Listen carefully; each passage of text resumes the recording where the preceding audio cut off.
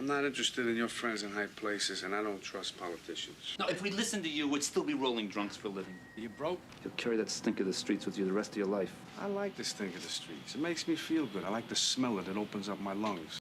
Ladies and gentlemen, prepare yourselves for a journey through time as we delve into the enigmatic world of Sergio Leone's Once Upon a Time in America. With a runtime longer than your great-grandmother's bedtime stories, this epic crime saga has captured the hearts of cinephiles for decades. Brace yourselves as we embark on a roller coaster ride through Prohibition-era New York, filled with gangsters, friendship, betrayal, and a hefty serving of confusion. Let's determine if this legendary tale is truly an epic masterpiece or just a bowl of spaghetti that went cold. Act 1, Childhood Dreams and Questionable Casting. The film opens with a bang, introducing us to a gang of youngsters on the streets of the Lower East Side, led by the charismatic Noodles. This ragtag group navigates the criminal underbelly of the 1920s with childlike wonder. However, as the plot unfolds, we are met with a peculiar sight. De Niro and his cohorts are cast as adolescents, despite the fact that they are clearly in their 40s. Are we to believe that time travel was just another business venture for these characters? One can't help but chuckle at the sight of these middle-aged gangsters struggling to fit into their short pants. Act 2, Scorsese's, I presume. As the story progresses, we find ourselves in the midst of a power struggle between Noodles and his former partner in crime, Max. With themes of loyalty, friendship, and betrayal, one cannot help but draw comparisons to another iconic gangster film, Martin Scorsese's Goodfellas. Did Leone have a secret desire to outdo his contemporary? Perhaps Once Upon a Time in America was his attempt to say, anything you can do, Marty, I can do longer. Act 3, the puzzling chronological riddle. Hold on tight, folks, because things are about to get confusing. Brace yourself for the greatest chronological riddle in cinematic history. With its constant jumps between the past and the present, the narrative structure of Once Upon a Time in America feels like trying to assemble a jigsaw puzzle while blindfolded.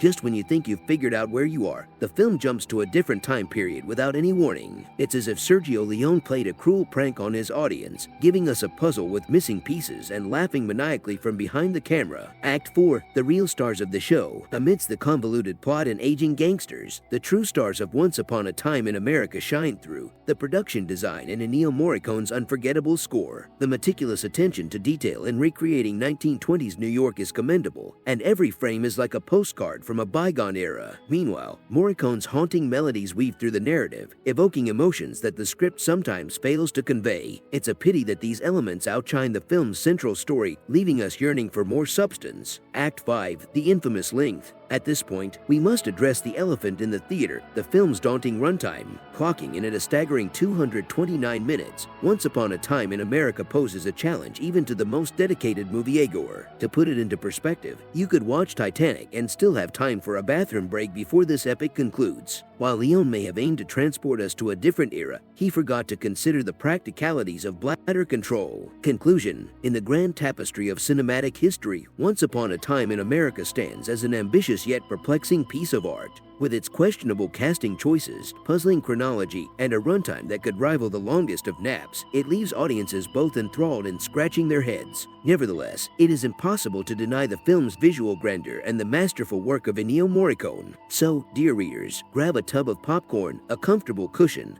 and embark on this surreal journey if you dare. Once Upon a Time in America is like a pasta dish that's been reheated one too many times. It may not be piping hot, but it still offers a taste of the past worth savoring.